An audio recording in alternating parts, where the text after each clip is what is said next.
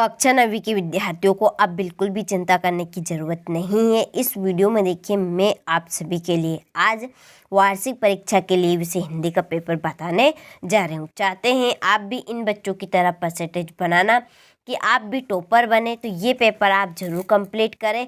और देखिए इसका हम सॉल्यूशन भी देखेंगे। ये है सॉल्यूशन मेरे पास, तो हम इसका सॉल्यूशन भी देखेंगे। तो चलिए बिना टाइम गवाए वीडियो को स्टार्ट करते हैं। तो देखिए यहाँ से कि तुलसीदास किस काव्य धारा के प्रतिनिधि कवि है? राम भक्ति काव्य धारा के। दूसरा है वाक किसकी काव्य शैली है? तो इसका आएगा लगदाट की। ठीक, चलिए दोहा छंद में कितनी मात्राएं होती है? 24 मात्राएं होती है। और हुजूम के आगे कौन चल रहा था? सालिम अली चल रहा था। मुंह के खाना का क्या अर्थ होता है? हारना। परदादी चोर को सही रास्ते पर कैसे लाई? तो सहजता से बात कर। ठीक, यहाँ से आप अच्छे से सही विकल्प का स्क्रीनशॉट ले और कंप्लीट करें। चलिए अगला क्वेश्चन है रिक्त स्थानों की पूर्ति कीजिए। तो देखिए कि बच्चे डेडिडेस पर जाते हैं कम। छंद के 2 प्रकार होते हैं। तूती बोलना का अर्थ डेडिडेस से धाक जमना। मेरे नाना पक्के डेडिडेस माने जाते हैं साहब। सालिम अली का यहाँ डेडिडेस पलियान है आखिरी।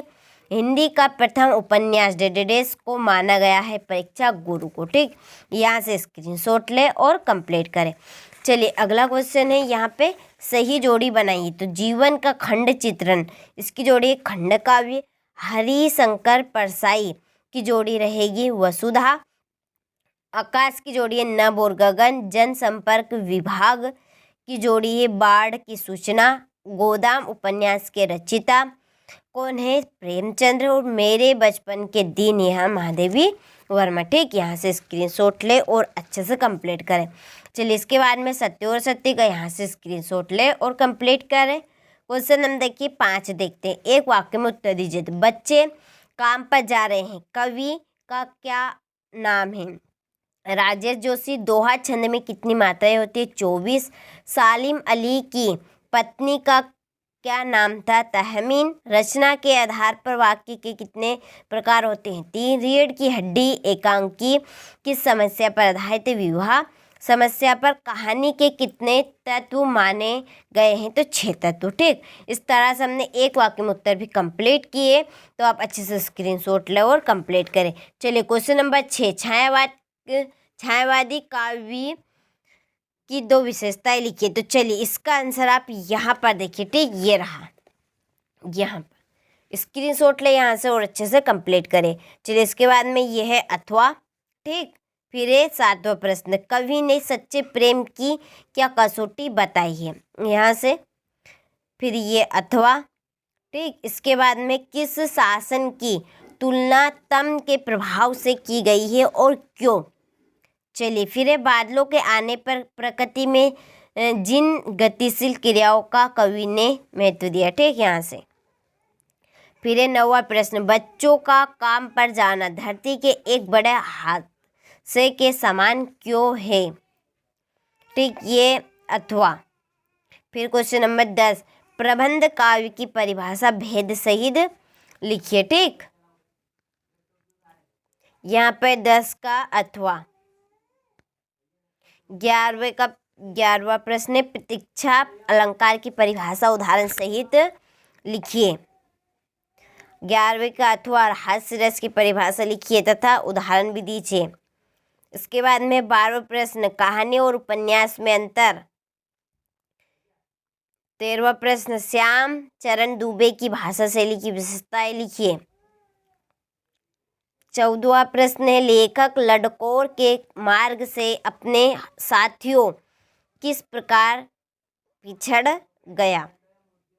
14वां प्रश्न। ठीक, ये है 15वां प्रश्न। चलिए इसके बाद में 15वें का अथवा और ये 16वां प्रश्न निपात शब्द से क्या आशय? ये उदाहरण सहित लिखिए। मुहावरा और लोकोक्ति में अंतर। 16वां प्रश्न।